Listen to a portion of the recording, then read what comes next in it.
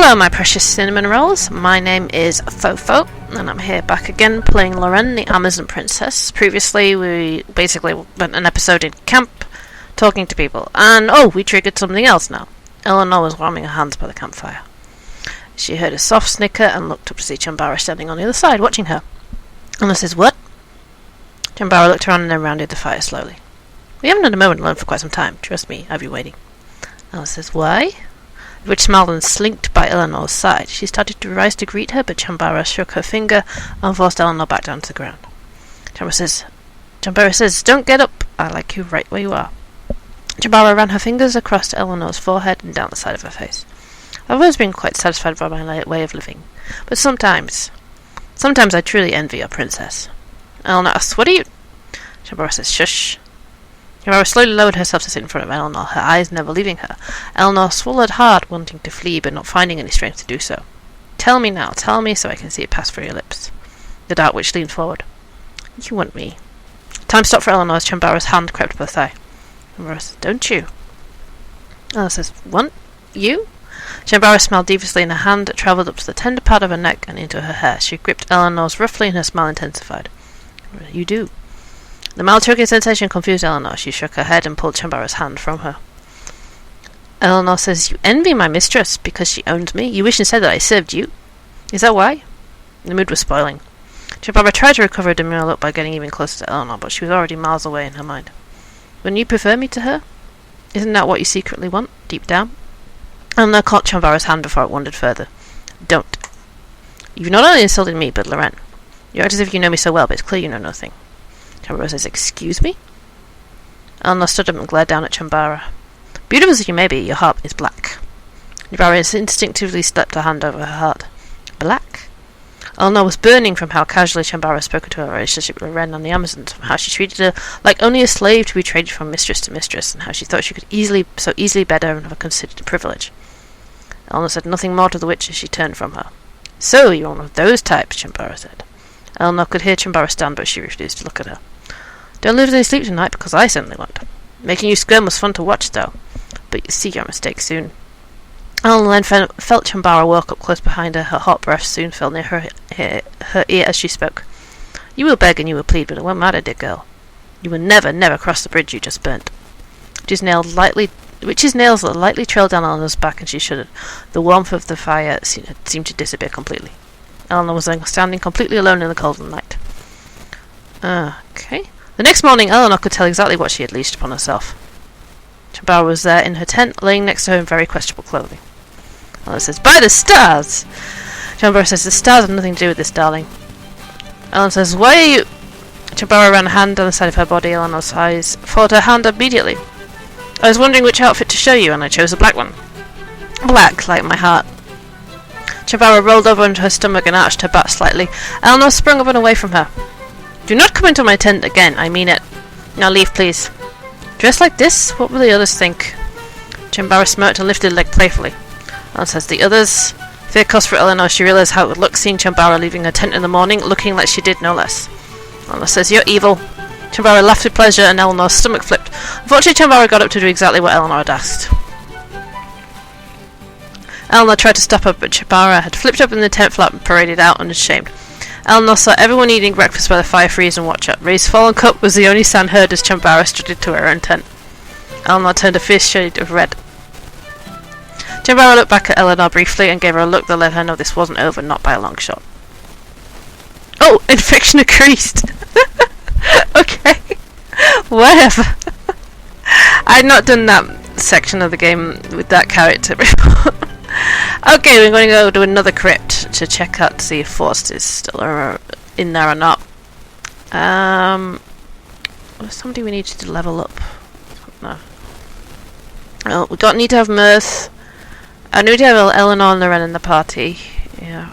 No, we're good. We're good. Fine. Oops. Shadow Man, huh?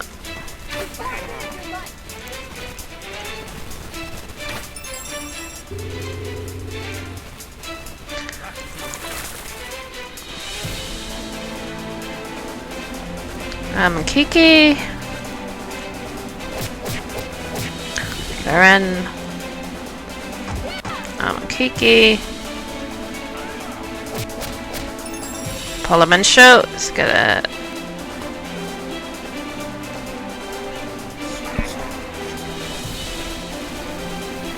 Killed the necromancer. That's the main threat, really, because he can revive.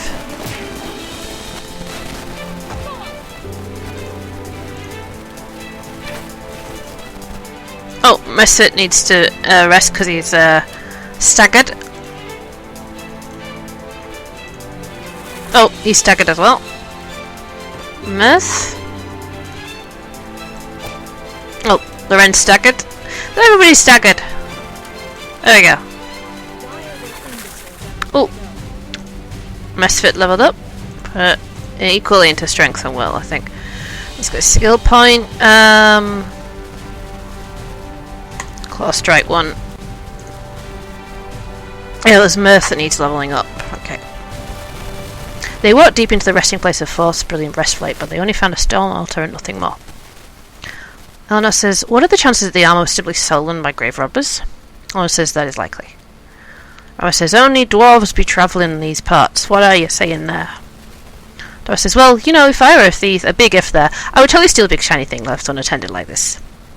Ramas says, what do you mean if you were a thief? Dora says, hey, I give it back to you ready, I apologise and everything. Myrth says, the elders believe that it's likely the armour was stolen by thieves, as Dora has illustrated. Parliamentary says, yes, well, we'll see how likely it will be when all the other pieces are missing as well. And says, even if they were all stolen and Fost armour still out there, which makes his reincarnation still very possible. Elanor says, but wouldn't we have recognised such superior armour on a commoner? Parliamentary says, none of these pieces have been spotted outside of the tombs. If they were anywhere, they are Fost alone. Myrth says, I'm sorry, the elders are not satisfied. Parliamentary says, of course they're not. He mumbled and headed straight for the exit. I'm just going to save my game again. We'll keep going to the crypts, just to get that out of the way. Now Myrth needs to level up. Mesphit's higher than the others, so we've got warriors. Put Ramas in, because we've not had him for a while. Grey robbers, huh?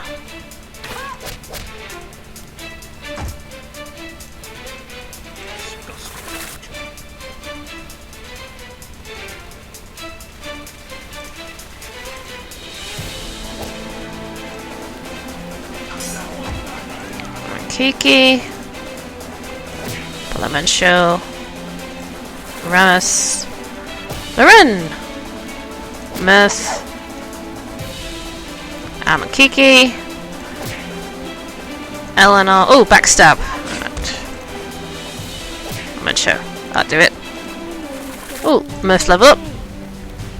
Everything in will. No skill points. Good, good. The dust in the tomb choked each party member, but they pressed on into the darkness, hoping to find the mighty gauntlet of Fost within. Instead, they found only a giant slab of rock on display. Parliamentary says, it is as I feared, the gloves of Fost are gone. He says, gone? Are you sure they haven't just rolled away? Laura says, check behind the altar. Parliamentary says, look if you must, you'll find nothing. Parliamentary turned to Druid Myrth, leaning heavily on his staff from the exhausting trip. Myrth says, I'm sorry, but the elders are not yet convinced. Laura says, how many more of the tombs will we struggle through until they come to their senses? Myrth was silent for a moment as if the elder was speaking. Myrth says, as you notice, tomb raiding is not uncommon outside the forest. Fost would need all of the armour to be whole again. Elanor says, just one missing piece should have told them everything we've already known. Ramas says, you'll get nowhere negotiating with the elders, best to just do what they ask and be done with it. Ramas says, that's the wisest thing that old man has said since I met him. Parliamentary ignored the job and hobbled out of the tomb. Crypt 4, there we go. View your party setup. Now we need Loren and Elanor in the party, and oops, there are already 7 or 7. I can't actually look at the at this inventory. Hang on. Level 8, 8, 7, 7, 7. We've seen if I've got anybody under level 7 that needs uploading. Loading needs to level up.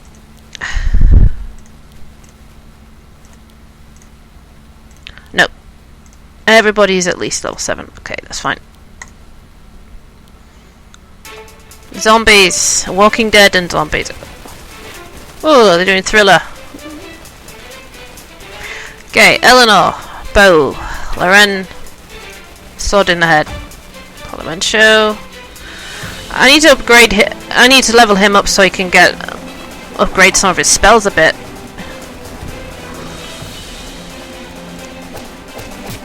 Ramas, X, Kiki, Loren. Oh no, Myrth even.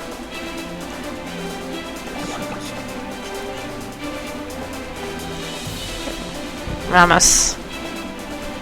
Loren. One zombie left. Elanor. Ramas. Show. Myrth. Loren. Dead. They're getting up the XP there. It's a long way to go for some of them. Polymetra took point and led the group towards the empty table at the end of the tomb, where it was clear Fost's greaves had once been placed. Dora says, "Is it gone? Don't tell me it's gone." Polymetra says, "Unfortunately the greaves is not here." And Dora says, "Darn, I was really hoping that Fost wasn't back and all that." Alma says, "We all wish that, Dora." Ray says, "And so do the elders, that's why they want us to be so thorough." Mesphit says, "Thank you, Ray. The elders are indeed unable to rest until it is made absolutely sure that all of the tombs are empty." Draco says, "We have to go more? Really?" Loren says, "Let's not waste any more time in this one. Elanor, lead the way." Elanor says, "Yes, ma'am." We'll save the game. You got one more tomb to go to? Your party set up? Yeah. Let's shoot the necromancer. Loren. Can't hit him, so Polymencio. Shoot necromancer. Myrth. Please hit the necromancer. I can hit everybody. Kiki can't hit someone at the back, so there we go. Ramas. Kiki again. Ramas again. Polymencio. Oh! That skeleton warrior is guarding the necromancer, so he can't hit him. And Loren is staggered. Okay.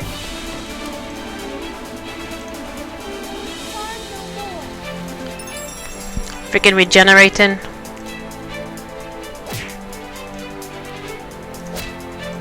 With a bow. Gotcha!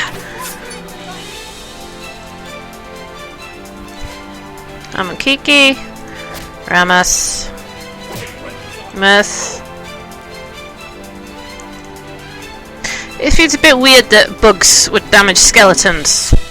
I mean, what are they gonna bite? Maybe they're just really, really annoying.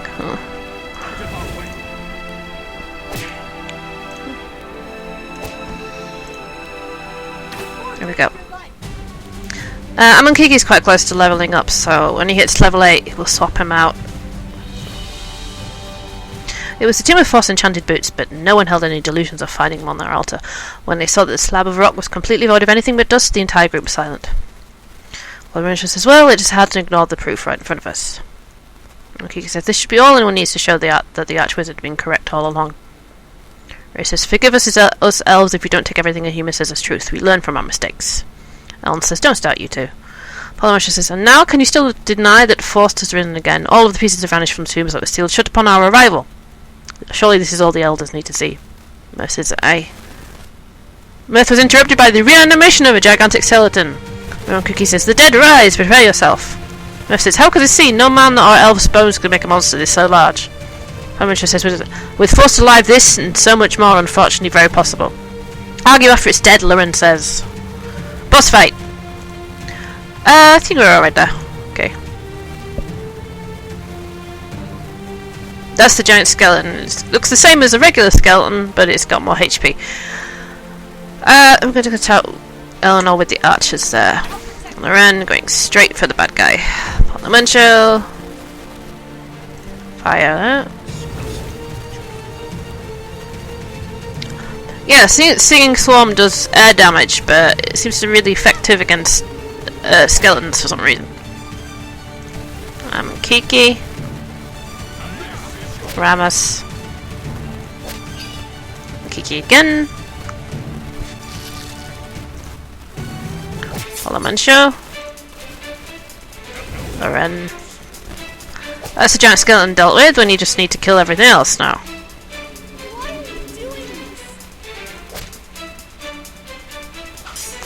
Elanor, shoot him. Okay. I say him, there's no reason to suppose skeletons are male, are there?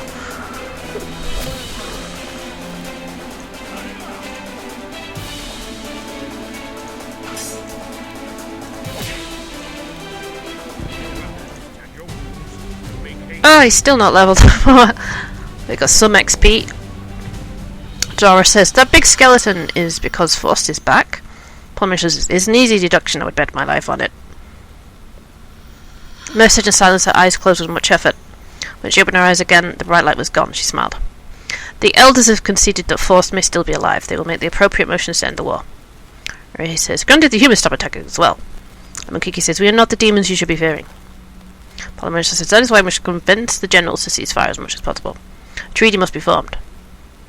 Loren says, and quickly, Force is only going to get stronger the longer we wait. Noah says, I agree, we must be quick before more soldiers fall needlessly. Quest completed. That leveled everybody up. Nice. Skill? No skill points. Okay. Loren. Strength. No skill points. Draco. Will. Oh, and you got a skill point. Let's upgrade your water power there. Blizzard, even ice power. Dora. Skill.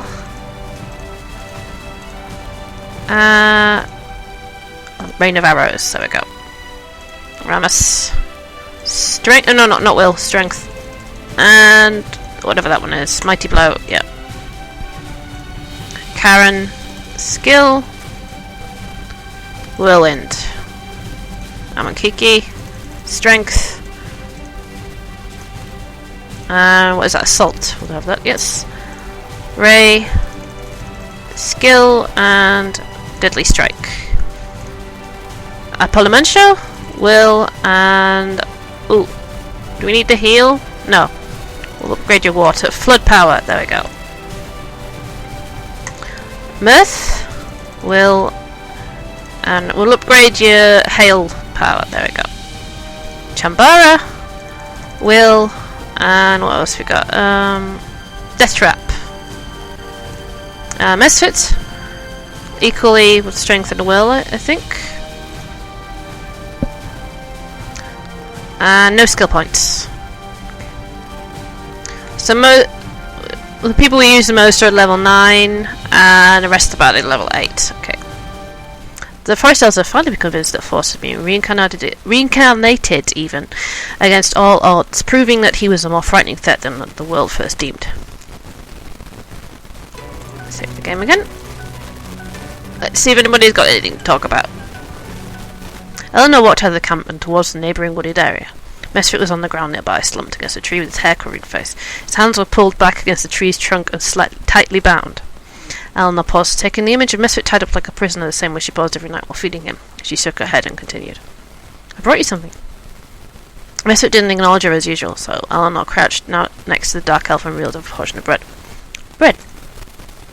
Luxury caused Mesphit to look at the loaf to see if Elanor was telling the truth, but even seeing the bread in her hands did not change his decision to ignore her. Elanor sighed harshly. I've tried berries and meat, I've tried just offering you water. And now you're refusing even real bread.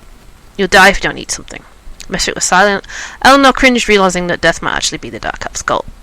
She pushed the thought out of her head and tore off a piece of bread and held it up to Mesphit's mouth. The dark elf sneered and twisted his head away. Elanor says, eat some. Elanor tried again to feed Mesphit, but he made it clear that he didn't want to be fed. Elanor says, I know you're hungry. Mesphit don't feed me like an animal. The outburst startled Elanor, but it was progress.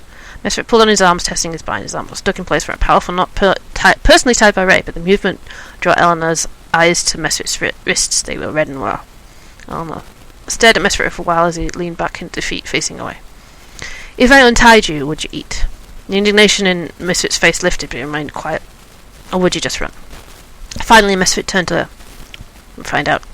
Elanor swallowed from the challenge, but to her there wasn't an option to refuse it. She had to keep the dark elf alive, but not just to watch him starve to death. Elanor kept eye contact as she leaned forward, reaching for Mesphit's wrist, her other hand creeping towards her weapon. After some work, Elanor was able to untie the knot holding Mesphit in his arms, sprang free. However, he didn't immediately flee. Mesphit instead flexed his arms as if they were sore. Elanor watched with one hand on her weapon. Dark Elf looked at the bread on the ground next to him, then devoured it. He was indeed starving, so Elanor relaxed from watching meat. When Mesphit was finished, he stood up, prompting Elanor to stand up as well. Elanor says, where are you going? There was a tense moment. Elanor suddenly feared that Mesphit would escape and she would be to blame. Mesphit? says, do not tie me up again. Eleanor says, I have to. Mesphit says, because I am an animal. Eleanor says, no, because you've run away. Mesphit says, then a prisoner. Eleanor couldn't argue with this. Would you stay even if we didn't tie you? Mesphit says, you have no reason to stay. Eleanor says, I've given you life, isn't that enough? Mesphit says, I should be fighting for my people, I should be with my father. Eleanor says, you're too dangerous. Mesphit says, I use that to advantage, I'm a weapon for the Dark Elves. Eleanor says, then strike at Everborn for them. The demons in those mountains will destroy all elves, dark or not. You cannot fight for people that do not exist. Mesphit growled and turned around. Eleanor jumped about to lose him for good. Eleanor says, don't, you will be hunted. I cannot spare your life a second time. If you want to help the Dark Elves, don't throw your life away. Eleanor says, I can help you, but you must give me time. I'll arrange for you to be allowed more freedoms, trust me. Mesphit stood still for an excruciatingly long moment. Dark Elf's hand curled into fists. Eleanor saw his tortured wrists more clearly now. You need a salve for your wrists, so I can get you one in the morning. After another tense moment, Mesphit quietly retreated back to his tree. I'd rather you fought at me as an animal. It would be easier to kill you. Elanor acknowledged Mesphit's attempt to recover his dignity in silence as she tied the Dark Elf back to the tree. Mesphit looked as if her cooperation was making him ill. Elanor secured the knot against Mesphit's fist but made sure not to make it too tight to injure him further. Tomorrow, then. That was her farewell. She rose on the ground and left Mesphit in the woods. She searched for a soothing salve from the group when she returned to camp. The next morning, Elanor woke and immediately made her way to Mesphit's tree. To her horror, he was not there. Only the cloth that bound Mesphit remained. Good, no! Eleanor's blood drained from her face. Realizing she'd lost Mesphit, it was her fault, and now she would have to face Loren with that fact. She stood in the woods, regaining her senses and figuring out how to approach her mistress with the news. She wondered if she would be put to death. After a long time, she slowly made her way back to camp. She looked for Lorena around the campfire, but found something else. Her heart stopped. Mesphit? Eleanor charged towards him, waving the cloth bindings. How did you... Others were milling around the campsite, so she whispered in a low voice. How did you escape? Marissa says, you're not so amateur. Eleanor was offended, but it was the truth, on top of the fact that she purposely didn't listen to the bindings. Then why escape only to stay? Mesphit says, is that the stealth? Mesphit coolly gestured to the bottle still palmed in Eleanor's left hand. She'd forgotten that she was still carrying it. Yes? The Dark Elf then reached out his hand and asked for it without a word. Eleanor studied him, not planning on giving it to him in the first place, but after considering how Mesphit wanted to be treated, Eleanor gave him the bottle. Mesphit took it and left. Eleanor was unsure what to think of him, if she should fear Mesphit or his escape. But what really mattered was that the tragedy of Mesphit would have never happened. For that moment, with Eleanor was safe from Loren's wrath.